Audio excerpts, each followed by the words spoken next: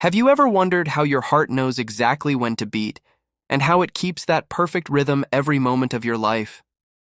Behind every thump in your chest is an intricate electrical network known as the cardiac conduction system, a built-in power grid that keeps your heart in sync. It all begins with a tiny cluster of specialized cells in the right atrium called the sinoatrial SA node, often called the heart's natural pacemaker.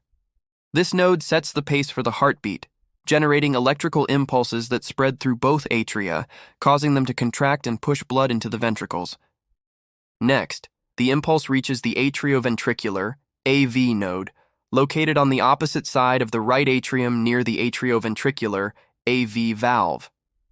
The AV node acts as a checkpoint, momentarily slowing the electrical signal. This brief delay allows the atria to finish transferring blood into the ventricles before they begin their powerful contraction.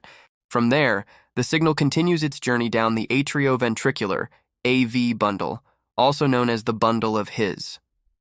This bundle quickly divides into right and left bundle branches, carrying the impulse toward the heart's apex.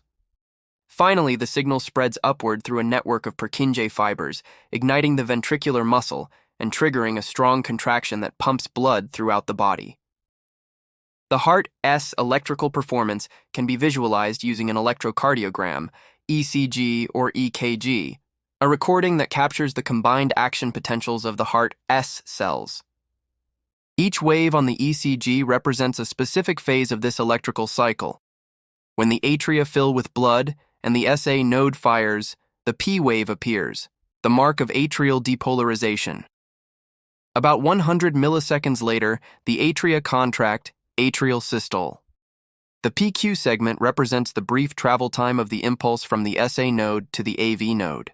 Then comes the dramatic QRS complex, signaling ventricular depolarization, the firing of the AV node, and the start of ventricular contraction. The Q wave reflects depolarization of the interventricular septum. The R wave shows depolarization of the main ventricular mass. The S wave represents the final stage of depolarization near the heart's base.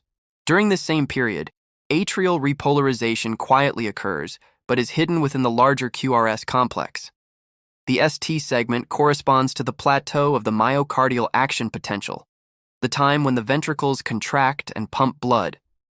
Finally, the T wave signals ventricular repolarization, just before the ventricles relax and prepare for the next beat. And then, it all begins again. A silent symphony of electrical signals keeps the heart in motion, sustaining life one pulse at a time. Adapted from standard human physiology and cardiovascular references, such as Guyton and Hall's textbook of medical physiology.